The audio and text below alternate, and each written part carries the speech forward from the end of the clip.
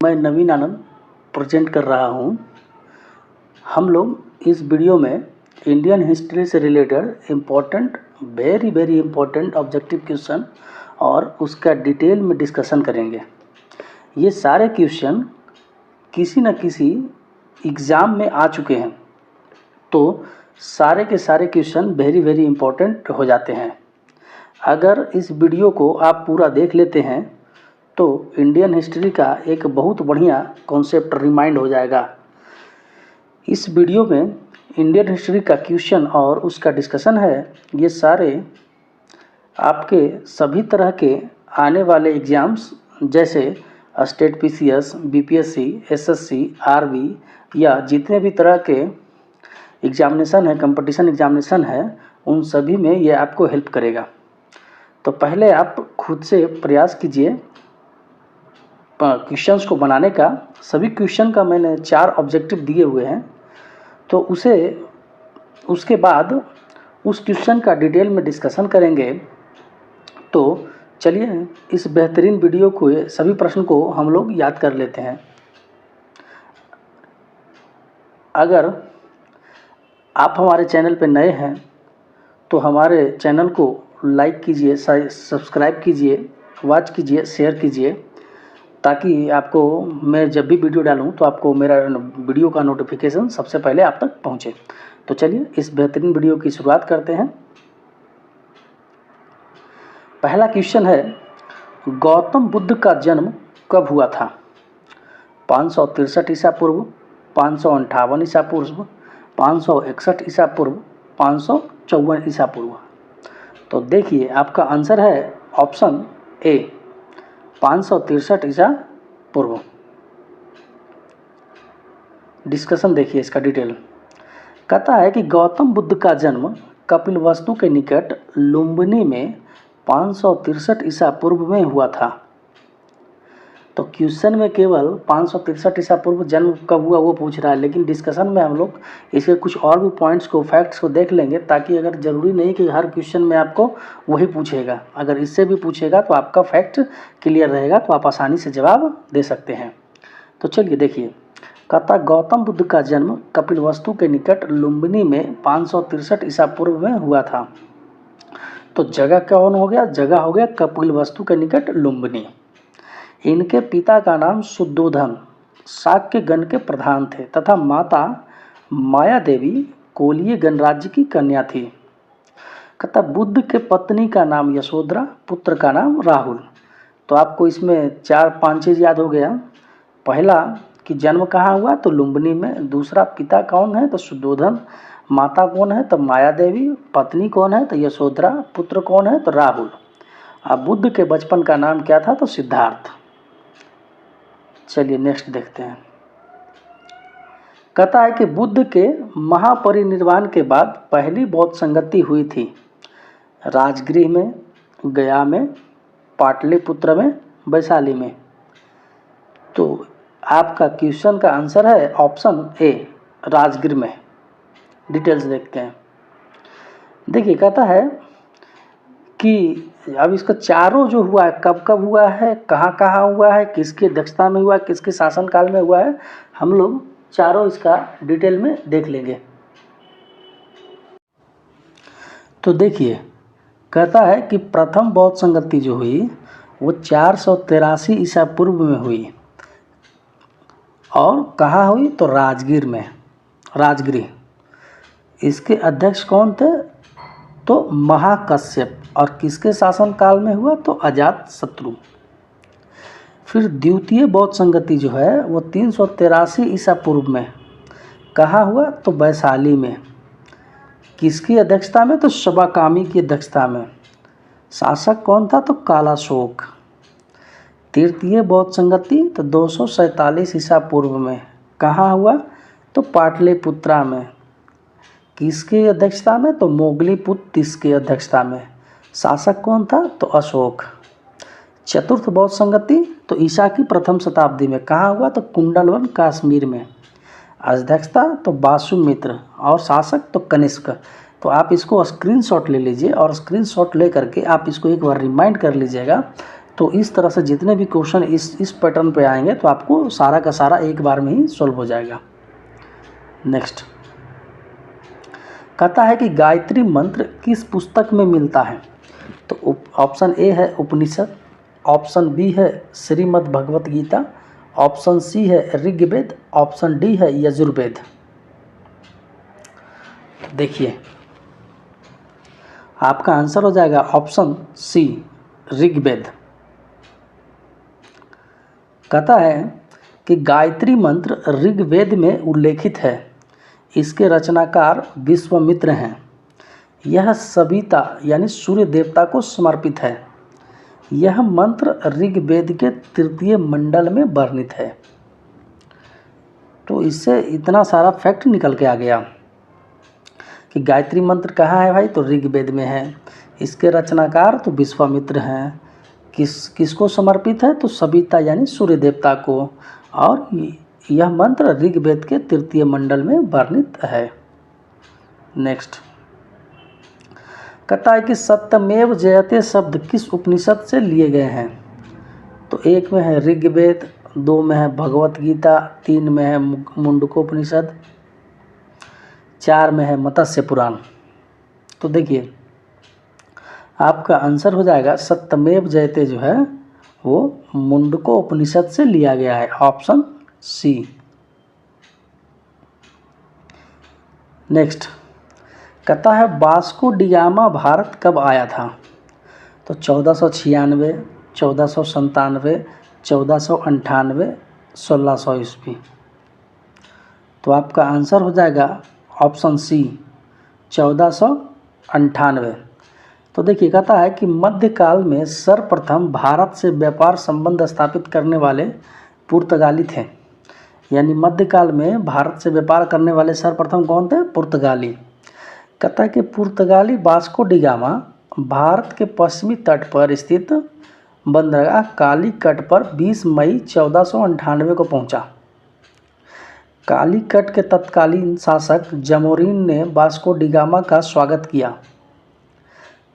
पुर्तगाली उपनिवेश का प्रथम वायसराय फ्रांसिस्को द अल्मीडा था। तो इसमें मेन चीज़ क्या याद करना है? तो पहला याद करना है इसका टाइमिंग कि कब आया वास्को डी गामा, तो 20 मई 1498 को।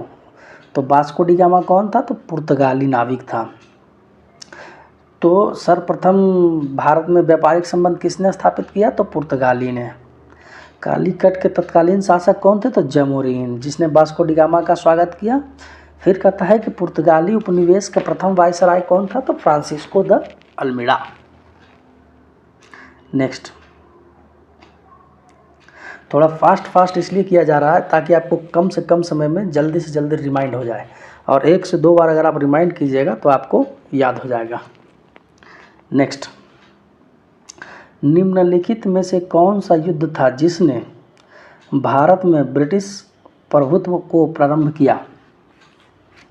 ऑप्शन ए बक्सर का युद्ध, ऑप्शन बी पलासी का युद्ध, ऑप्शन सी मैसूर की तीसरी लड़ाई, ऑप्शन डी 1857 का स्वतंत्रता संग्राम। तो देखिए आपका आंसर हो जाएगा पलासी की लड़ाई, ऑप्शन बी। कहता है कि भारत में ब्रिटिश प्रभुत्व प्रथम पलासी के युद्ध से हुआ।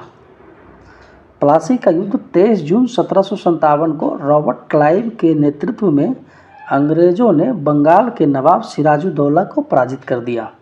तो इसमें 3-4 फैक्ट आपको आ गए। पहला कि पलासी का युद्ध कब हुआ? तो 23 जून 1757। किसके किसके बीच में हुआ?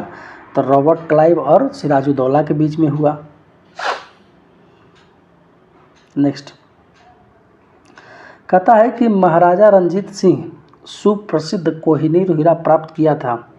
ऑप्शन ए शाह शुजा से, ऑप्शन बी जमान शाह से, ऑप्शन सी दोस्त मोहम्मद से, ऑप्शन डी शेर अली से। तो देखिए महाराजा रंजीत सिंह जो थे वो प्रसिद्ध कोहिनूर हीरा शाह शुजा से प्राप्त किए थे। तो ऑप्शन ए हो जाएगा आपका।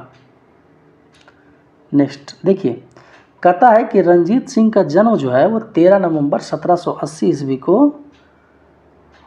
1780 ईस्वी को, श्री लिखा गया ईस्वी को, शुकरचकिया मिस्र के मुखिया महासंघ के घर हुआ। रंजीत सिंह का जन्म 13 नवंबर 1780 ईस्वी को शुकरचकिया मिस्र होगा, मिशन लिखा गया, मिस्र के मुखिया महासंघ के घर हुआ। महाराजा रंजीत सिंह के राज्य की राजधानी लाहौर थी। नेक्स्ट, कथा निम्नलिखित में से किसने बंगाल में द्वैत शासन प्रणाली को समाप्त किया? तो देखिए, आपका ऑप्शन है, ऑप्शन ए में रॉबर्ट क्लाइव, ऑप्शन बी में लॉर्ड कॉर्नवालिस, ऑप्शन सी में वारेन हेस्टिंग्स, ऑप्शन डी में उपयुक्त में से कोई नहीं। तो आपका आंसर हो जाएगा ऑप्शन सी, वारेन हेस्टिंग्स। कहता है कि बंगाल में द्वैत शासन प्रणाली की शुरुआत रॉबर्ट क्लाइव के समय 1765 ईस्वी में हुई। यानी शुरुआत किसने किया? तो रॉबर्ट क्लाइव ने। तथा वारेन हेस्टिंग्स के कार्यकाल में 1772 ईस्वी में वारेन हेस्टिंग्स ने द्वैत शासन को समाप्त कर दिया। तो आपको 2-3 चीज़ याद रखना है कि शुरुआत किसने किया? तो रॉबर्ट क्लाइव ने 1765 में। ख़त्म कौन किया? तो वारेन हेस्टिंग्स ने 1772 में। कहता है कि सती प्रथा पर पाबंदी किसने लगाई? तो ऑप्शन ए बारिश स्टेटस, option B Lord Curzon, option C Lord Canning, option D Lord William Bentinck. कहता है कि भारत में प्रथम रेलवे लाइन किस ब्रिटिश गवर्नर के समय बिछाई गई थी? तो ऑप्शन है Lord Dalhousie, Lord Curzon, Lord Wellesley, Lord Lytton. तो देखिए, इसका आंसर हो जाएगा लॉर्ड डलहौजी, ए। कहता है कि भारत में पहली रेल 16 अप्रैल 1853 को लॉर्ड डलहौजी के शासनकाल में मुंबई से थाने तक 34 किलोमीटर की दूरी तक चली। भारत की पहली रेल 16 अप्रैल 1853 को लॉर्ड डलहौजी के शासनकाल में मुंबई से थाने तक 34 किलोमीटर की दूरी तक चली। फिर कहता है कि 1857 की क्रांति सर्वप्रथम कहाँ से प्रारंभ हुई? तो ऑप्शन ए है लखनऊ, ऑप्शन बी है झांसी, ऑप्शन सी है मेरठ, ऑप्शन डी है कानपुर। तो आपका आंसर है ऑप्शन सी, मेरठ। 29 मार्च 1857 को बैरकपुर में सैनिकों ने चर्बी वाले कारतूस का प्रयोग करने से इनकार कर दिया और एक सैनिक मंगल पांडे ने अपने एजुडेंट पर आक्रमण कर उसकी हत्या कर दी। मंगल पांडे जो है वो 34वीं बंगाल नेटिव इन्फेंट्री के 6वीं कंपनी के एक सैनिक थे। फिर कहता है कि 1857 की क्रांति का प्रारंभ 10 मई को मेरठ से हुआ था। नेक्स्ट, कहता है कि 1857 ईस्वी के विद्रोह के समय भारत का गवर्नर जनरल कौन था? तो Lord Hastings, Lord Canning, Lord Amherst, Lord Auckland. तो आपका आंसर हो जाएगा ऑप्शन बी, लॉर्ड कैनिंग। कहता है कि 1857 के विद्रोह के समय भारत का गवर्नर जनरल लॉर्ड कैनिंग था। लॉर्ड कैनिंग भारत में कंपनी द्वारा नियुक्त अंतिम गवर्नर जनरल तथा ब्रिटिश सम्राट के अधीन नियुक्त भारत का प्रथम वायसराय था। कहता है कि वंदे मातरम गीत किसने लिखा? रविंद्रनाथ टैगोर, रामधारी सिंह दिनकर, सरोजिनी नायडू, बंकिम चंद्र चटर्जी। तो देखिए, आपका आंसर हो जाएगा ऑप्शन डी, बंकिम चंद्र चटर्जी। अब देखिए, इसका डिटेल्स देखते हैं। कहता है कि वंदे मातरम गीत बंकिम चंद्र चटर्जी की प्रसिद्ध कृति आनंद मठ से लिया गया है। तो आपको वंदे मातरम किसने लिखा? तो बंकिम चंद्र चटर्जी। तो उनका लिखा हुआ पुस्तक कौन सा है? तो आनंद मठ। कहता है इस उपन्यास का कथानक सन्यासी विद्रोह पर आधारित है। मतलब ये पुस्तक जो है ये सन्यासी विद्रोह पर आधारित है। कहता है कि वंदे मातरम सर्वप्रथम 1896 ईस्वी में कांग्रेस के कोलकाता अधिवेशन में पहली बार गाया गया था। कहता है संथाल विद्रोह का नेतृत्व किसने किया? सिद्धू कान्हू, भैरव चांद, ए और बी दोनों में से कोई नहीं। तो आपका आंसर हो जाएगा सी, सिद्धू कान्हू चांद भैरव सभी ने मिलकर संथाल विद्रोह का नेतृत्व किया। सभी भाई भाई थे। कहता है कि 1855-56 ईस्वी का संथाल विद्रोह एक प्रसिद्ध आदिवासी विद्रोह था जिसमें मूलभूत आदिवासी आवेग और ब्रिटिश शासन के पूर्ण तिरस्कार जैसी भावनाएं देखने को मिलती है। मतलब कहने का मतलब क्या हो गया कि ब्रिटिश सरकार के खिलाफ गुस्सा और तिरस्कार की भावनाओं से संथाल विद्रोह ओतप्रोत था। इस विद्रोह का नेता सिद्धू कान्हू चांद एवं भैरव नामक 4 भाई थे। कहता है कि भारतीय राष्ट्रीय कांग्रेस का प्रथम अधिवेशन कहाँ हुआ था? भारतीय राष्ट्रीय कांग्रेस का प्रथम अधिवेशन कहाँ हुआ था? कोलकाता में, लाहौर में, मुंबई में, पुणे में। तो देखिए कहता है कि इसका आंसर है ऑप्शन सी, मुंबई में। कहता है भारतीय राष्ट्रीय कांग्रेस की स्थापना ए.ओ. ह्यूम ने की थी। इसका प्रथम अधिवेशन 28 दिसंबर 1885 को तेजपाल संस्कृत पाठशाला मुंबई में हुआ था। कहता है इसमें कुल 72 प्रतिनिधियों ने भाग लिया था। कांग्रेस में प्रथम अधिवेशन की अध्यक्षता उमेश चंद्र बनर्जी ने की थी। कहीं कहीं आपको W.C. बनर्जी भी देखने को मिलेगा। कहता है कि भारतीय राष्ट्रवाद का जनक किसे माना जाता है या भारतीय पुनर्जागरण का पिता किसे कहा जाता है? तो राजा राम मोहन राय, स्वामी दयानंद सरस्वती, स्वामी विवेकानंद, बाल गंगाधर तिलक। तो आपका ऑप्शन हो जाएगा ऑप्शन ए, राजा राम मोहन राय।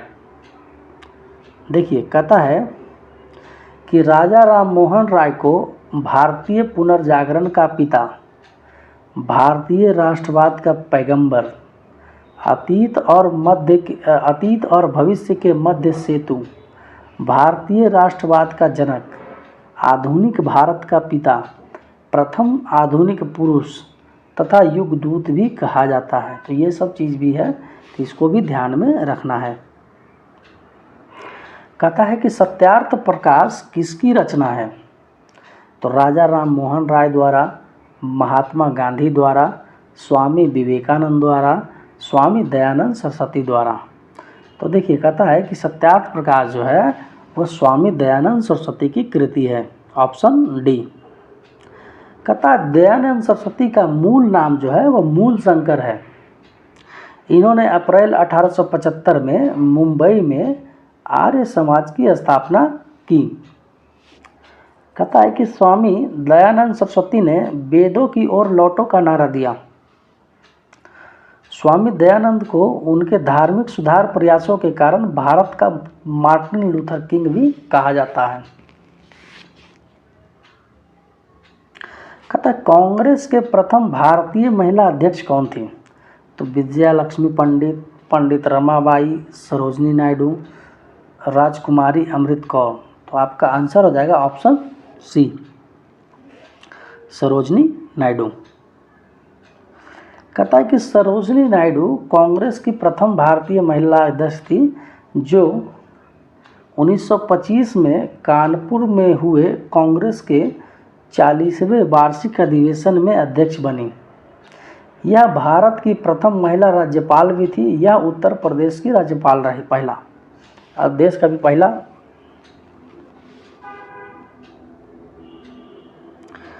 कहता है कि स्वराज मेरा जन्मसिद्ध अधिकार है और मैं इसे लेकर रहूँगा, किसने कहा था?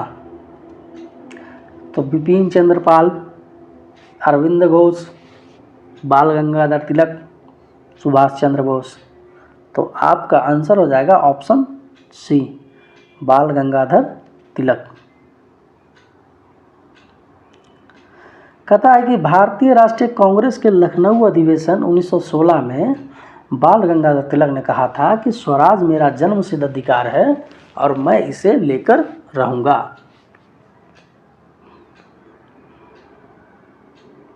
महाराष्ट्र में गणपति पर्व का श्री गणेश किया था? तो आपका ऑप्शन है वीजी तिलक ने, एमजी रानाडे ने, बिपिन चंद्रपाल ने, अरविंद घोष ने। तो आपका आंसर हो जाएगा ऑप्शन बी, बीजी तिलक, यानी बाल गंगाधर तिलक। कहता है कि बाल गंगाधर तिलक ने महाराष्ट्र में गणपति पर्व तथा शिवाजी महोत्सव आरंभ किया था। बाल गंगाधर तिलक को वैलेंटाइन सिरोल ने भारतीय अशांति का जनक कहा था। कहता है कि 1905 ईस्वी में क्रांतिकारी संगठन अभिनव भारत संगठित किया गया। जतीन्द्रनाथ मुखर्जी ने, मदन लाल ढींगरा ने, विनायक दामोदर सावरकर ने, लाला हरदयाल ने। तो आपका ऑप्शन हो जाएगा ऑप्शन सी, विनायक दामोदर सावरकर ने।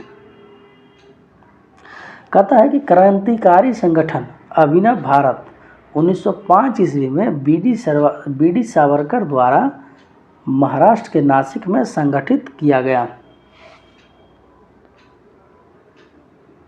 मुजफ्फरपुर बम कांड 1908 का संबंध इनमें से किसके साथ है? तो ऑप्शन ए है सावरकर, ऑप्शन बी है अजीत सिंह, ऑप्शन सी है प्रफुल्ल चाकी, ऑप्शन डी है बिपिन चंद्र पाल। तो देखिए आपका आंसर जो है आंसर हो जाएगा ऑप्शन सी, प्रफुल्ल चाकी। तो देखिए डिटेल्स इसका। कहता है कि 30 अप्रैल 1908 को बिहार के मुजफ्फरपुर में खुदीराम बोस और प्रफुल्ल चाकी ने किंग्सफोर्ड पर बम फेंका, परंतु किंग्सफोर्ड बच गया और दुर्भाग्य से राष्ट्रीय आंदोलन से हमदर्दी रखने वाले मिस्टर कैनेडी की पत्नी और पुत्री मारी गई। यानी फेंका किस पे? किंग्सफोर्ड पे। वो तो बच गया, उसके चक्कर में दूसरे कोई मर गया। कहता प्रफुल्ल चाकी ने पुलिस से बचने के लिए आत्महत्या कर ली तथा खुदीराम बोस को गिरफ्तार करके फांसी दे दिया गया। कहता है कि किस वर्ष हिंदुस्तान रिपब्लिकन एसोसिएशन की स्थापना की गई? तो 1920, 1924, 1928, 1930। तो आपका आंसर हो जाएगा 1924, ऑप्शन बी। कहता है कि देश में उचित ढंग से क्रांतिकारी आंदोलन का संचालन करने के उद्देश्य से अक्टूबर 1924 में युवा क्रांतिकारियों ने कानपुर में एक सम्मेलन बुलाया तथा हिंदुस्तान रिपब्लिकन एसोसिएशन HRA नामक क्रांतिकारी संगठन की स्थापना की। इसके जो संस्थापक सदस्य थे सचिंद्र सन्याल, राम प्रसाद बिस्मिल, जोगेश चंद्र चटर्जी और चंद्रशेखर आज़ाद थे। हिंदुस्तान सोशलिस्ट रिपब्लिकन एसोसिएशन गठित की गई। तो देखिए सुभाष चंद्र बोस द्वारा, रास बिहारी बोस द्वारा, चंद्रशेखर आज़ाद द्वारा, सरदार भगत सिंह द्वारा। नवंबर 1928 में चंद्रशेखर आज़ाद के नेतृत्व में दिल्ली में फिरोज शाह कोटला मैदान में Hindustan socialist Republican association HSRA की स्थापना हुई। कहता है कि लंदन में इंडियन होम रूल सोसाइटी को किसने प्रारंभ किया? एनी बेसेंट ने, बीजी तिलक ने, MK गांधी ने, श्यामजी कृष्ण प्रसाद वर्मा ने। तो आपका ऑप्शन हो जाएगा ऑप्शन डी, श्यामजी कृष्ण वर्मा।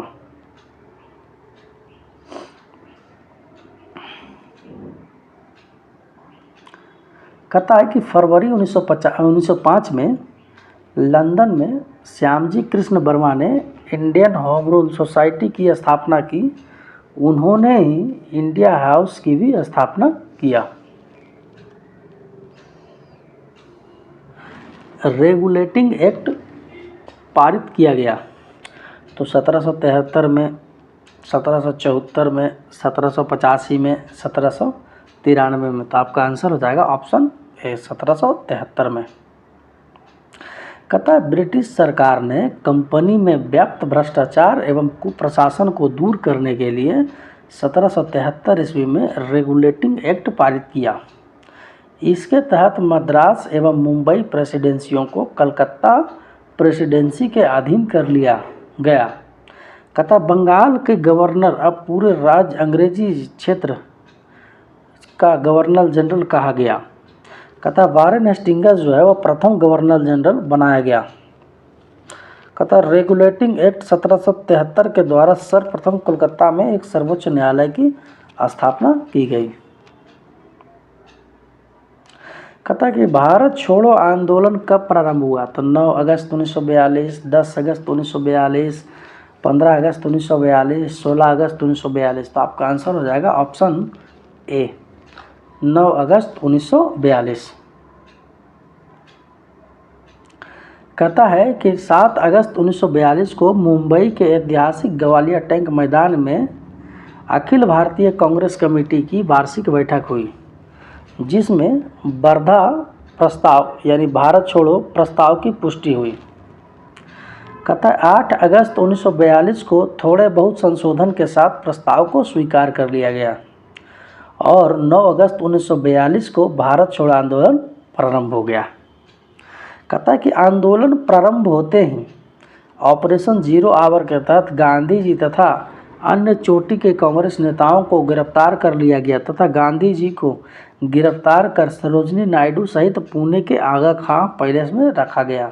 कहता है किस वर्ष भारत की राजधानी कोलकाता से दिल्ली आई? तो 1905, 1909, 1910, 1911। तो ऑप्शन के हिसाब से आपका आंसर जो है 1911 डी होगा। कहता है ब्रिटिश काल में दिल्ली से पहले भारत की राजधानी कलकत्ता थी। ब्रिटेन के राजा जॉर्ज पंचम के भारत आगमन पर 12 दिसंबर 1911 के समय बंगाल विभाजन रद्द कर भारत की राजधानी को कोलकाता से दिल्ली हस्तांतरित करने की घोषणा की गई। कहता है कि लॉर्ड हार्डिंग द्वितीय के कार्यकाल में कोलकाता से दिल्ली हस्तांतरित हुई तथा 1 अप्रैल 1912 को दिल्ली राजधानी बनाई गई। तो यानी जो 1911 में है वो हस्तांतरण होने की घोषणा हुई और 12 में बना दिया गया। कहता है कि कौटिल्य का अर्थशास्त्र है एक चंद्रगुप्त मौर्य के संबंध में नाटक, आत्मकथा, चंद्रगुप्त मौर्य का इतिहास, शासन के सिद्धांतों की पुस्तक। तो आपका आंसर हो जाएगा ऑप्शन डी, शासन के सिद्धांतों की पुस्तक। कहता है कि कौटिल्य इतिहास में विष्णुगुप्त तथा चाणक्य इन 2 नामों से भी विख्यात थे। कहता वे चंद्रगुप्त मौर्य के प्रधानमंत्री थे। कौटिल्य द्वारा मौर्य काल में रचित अर्थशास्त्र शासन के सिद्धांतों की पुस्तक है। कहता है कि अर्थशास्त्र से तत्कालीन प्रशासन एवं कृषि व्यवस्था की विस्तृत जानकारी प्राप्त होती है। कहता है कि निम्नलिखित में से कौन स्रोत मौर्यों के नगर प्रशासन का विस्तृत विवरण प्रस्तुत करता है? तो ए कौटिल्य का अर्थशास्त्र, बी मेगास्थनीज की इंडिका, सी विशाख दत्त की मुद्रा राक्षस, डी अशोक का अभिलेख। तो देखिए आपका आंसर हो जाएगा मेगास्थनीज की इंडिका। तो अब इसका डिटेल्स देखते हैं। कहता है कि मेगास्थनीज की पुस्तक इंडिका में पाटलिपुत्र के नगर प्रशासन का वर्णन मिलता है। मेगास्थनीज ने तत्कालीन भारतीय समाज को 7 श्रेणियों में विभाजित किया था। कहता है कि भारत का नेपोलियन किसे कहा जाता है? चंद्रगुप्त मौर्य, चंद्रगुप्त द्वितीय विक्रमादित्य, अशोक महान, समुद्रगुप्त। तो ये जो आपका आंसर है इसका आंसर हो जाएगा ऑप्शन डी, समुद्रगुप्त। कहता है इतिहासकार विसेंट स्मिथ ने अपनी रचना अर्ली हिस्ट्री ऑफ इंडिया में समुद्रगुप्त की वीरता एवं विजयों पर मुग्ध होकर उसे भारतीय नेपोलियन की संज्ञा दी है। समुद्रगुप्त परम भागवत की उपाधि धारण करने वाला प्रथम गुप्त शासक था। कहता है कि न्याय दर्शन के प्रवर्तक थे। तो आपके ऑप्शन है गौतम, बी में कपिल, सी में कनाद, डी में जैमिनी। तो आपके आंसर हैं गौतम। अब देखिए, कहता है कि जो भी दर्शन है, 4-5 जो दर्शन है उसको समझ लीजिए।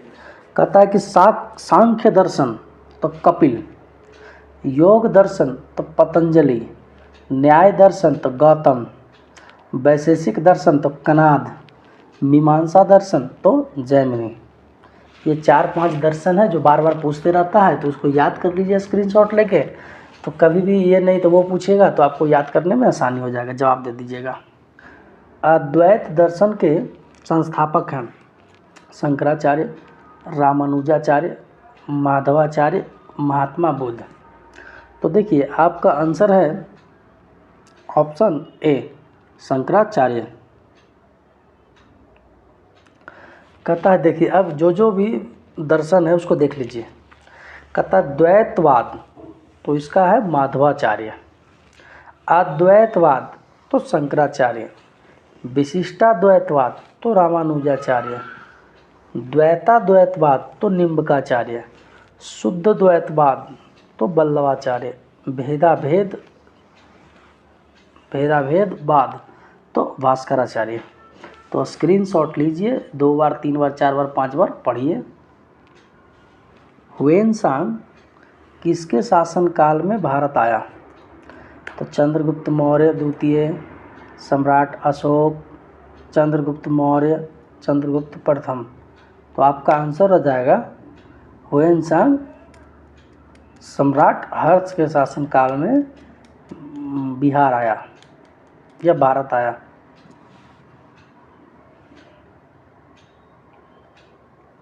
कहता है कि हर्षवर्धन के समय चीनी यात्री हुएनसांग भारत आया था। हुएनसांग अपनी भारत यात्रा के ऊपर एक ग्रंथ लिखा जिसको सी युकी कहा जाता है। हुएनसांग को यात्रियों का राजकुमार कहा जाता है। कोणार्क का सूर्य मंदिर किसने बनवाया था? तो ऑप्शन है नरसिंह देव बर्मन, राजेंद्र चोल, अशोक, कृष्णदेव राय। तो आपका आंसर है वो हो जाएगा नरसिंह देव बर्मन ने, ऑप्शन ए।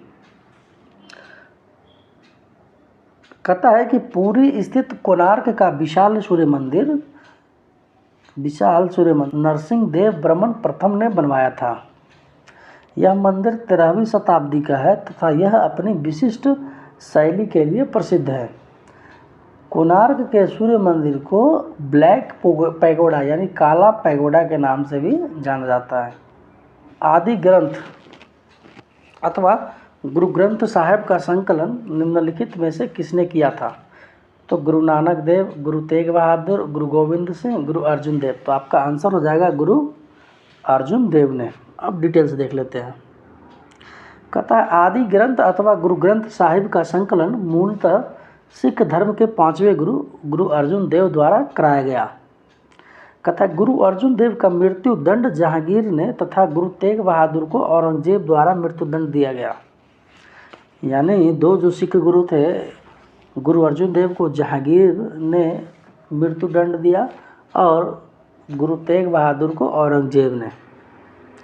कहता सिख संप्रदाय के प्रथम गुरु नानक तथा अंतिम गुरु गोविंद सिंह थे।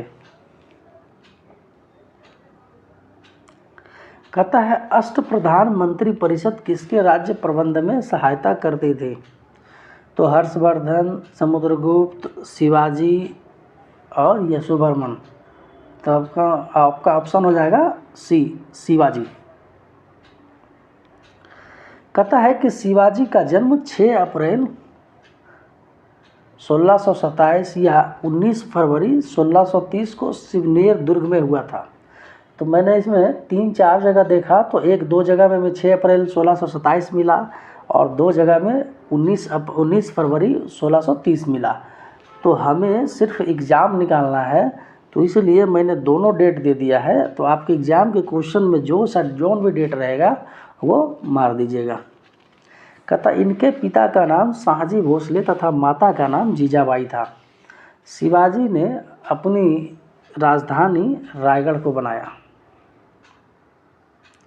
कहता किसके शासनकाल में अस्थाई बंदोबस्त प्रारंभ किया गया?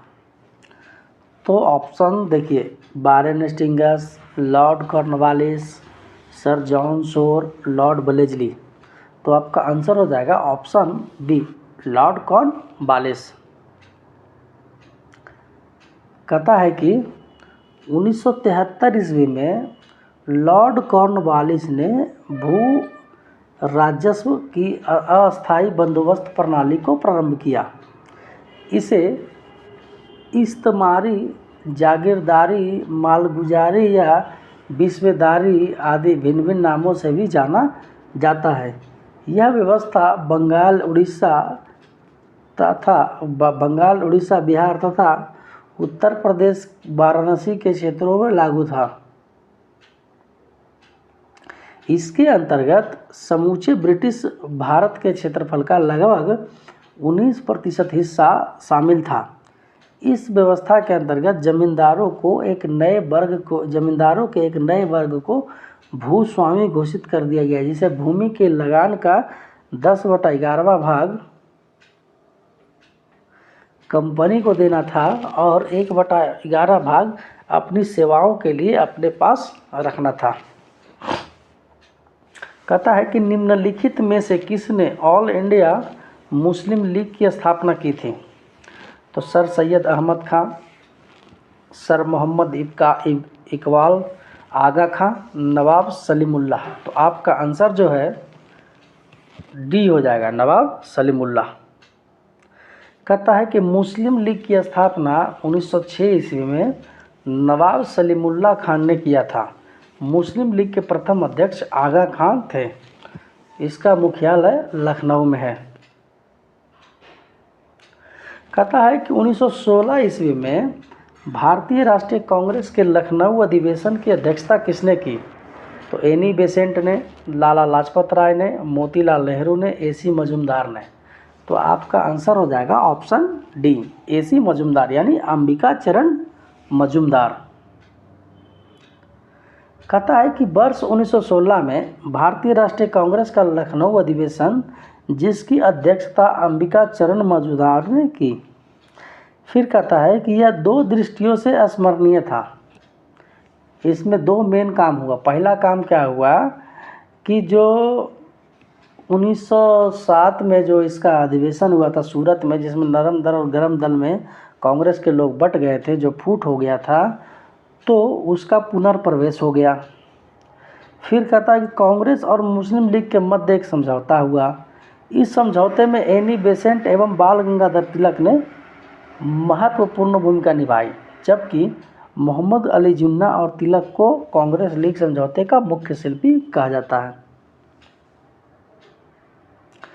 चंपारण में 3 कठिया प्रथा का तात्पर्य था 3/20 भूभाग पर नील की खेती करना, 3/19 भूभाग पर नील की खेती करना, 3/18 भूभाग पर नील की खेती करना।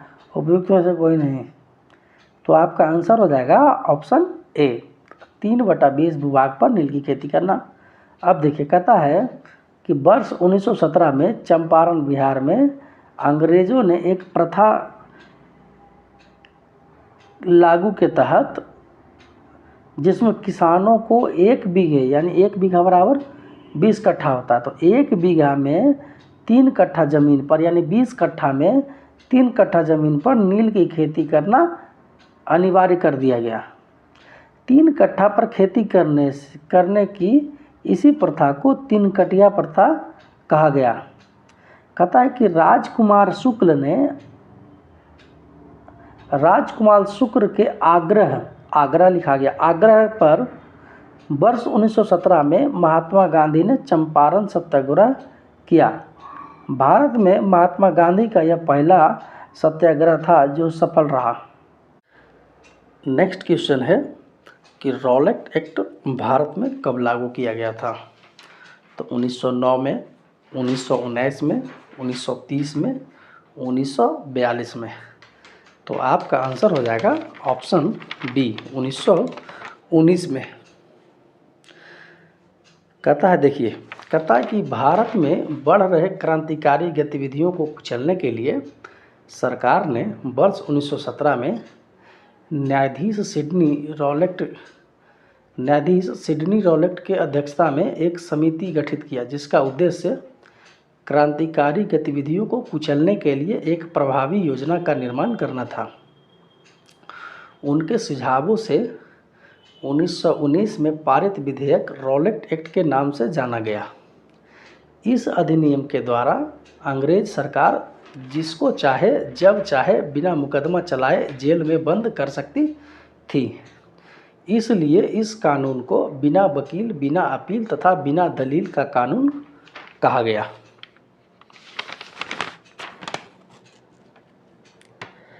कहता है कि जलियांवाला बाग हत्याकांड कब हुआ?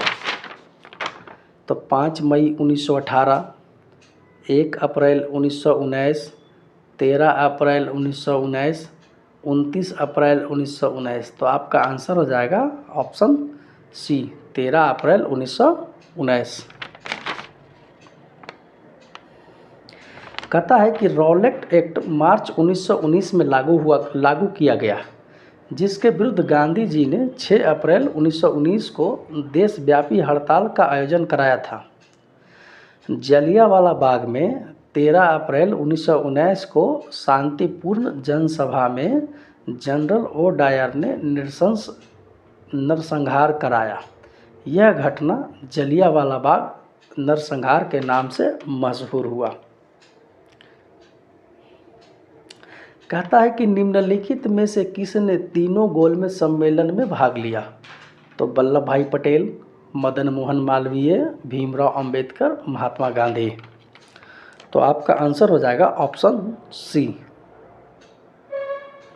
भीमराव अंबेडकर। कहता है कि प्रथम गोलमेज सम्मेलन नवंबर 1930 को लंदन में हुआ, जिसमें कांग्रेस ने भाग नहीं लिया।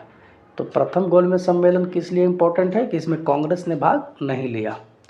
द्वितीय गोलमेज सम्मेलन 7 सितंबर से 1 दिसंबर 1931 तक में चला। इसमें कांग्रेस के एकमात्र प्रतिनिधि के रूप में महात्मा गांधी ने हिस्सा लिया। तो द्वितीय गोलमेज सम्मेलन किस लिए प्रसिद्ध रहा कि इसमें महात्मा गांधी ने हिस्सा लिया।